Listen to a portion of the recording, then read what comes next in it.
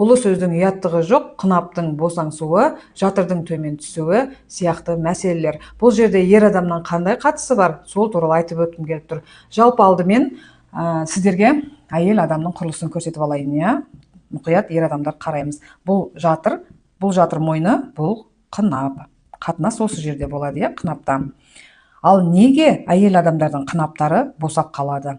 Көп әйел адамдар қабылдауға келген кезде жолдасым ештеңке қатынас кезінде ештеңке сезбеймін деп айтты деген сияқты шағымдармен келіп жатады. Бірақ та оны тікелей әйелдің өзіне жауапкершілікті артып қояды, өзінің қатысы жоқ сияқты айтады, иә, ондай шағымдарды. Сондықтан бұл қынап неге кеңейеді? Біріншіден, ең бірінші себеп жүктілікті жұп болып жоспарлай алмау.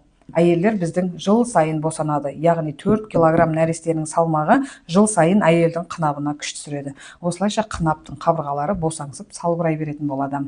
Бұл жерде ер адамның қатысы, әйел адам өздігінен жүкті болмайды ғой. Сондықтан ер адамдар әйелге жүктілікті жоспарлауға көмектесесіздер. Кем дегенде 2 жыл жүктілік болмау керек босанғаннан кейін. Келесі бір себеп дәрумендердің жетіспеушілігі. Әйелдерге дәрумендерді уақытылы алып беріп тұратын, оларды жыл сайын дәрігерге қаралуға жіберетін ол ер адамдары.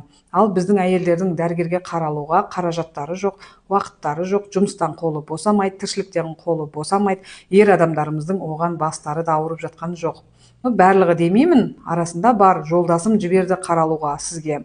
Жолдасым маған мүлде ауыр көтертпейді. Жолдасым үнемі витаминдерді алуға көмектеседі деген сияқты келіп айтып отыратын әйелдердің жағдайы өте жақсы. Сондықтан жүктілікті жоспарлауды үйренеміз. Одан кейінгі бір себеп дәрумендердің жетіспеушілігі. Яғни қазір 99% әйелдер анемиямен жүр, жасырын анемиямен жүр. Бірақ оны елеп те жатқан жоқ, ескеріп те жатқан жоқ, темір дәрілерін мүлде ішпейді әйелдер. Соның әсерінен тағы да бізде қынап төмендейді. Сондықтан ер адамдар әйелдеріңізді қаратыңыздар, анемиясы бар болса темір препаратын алып беріңіздер.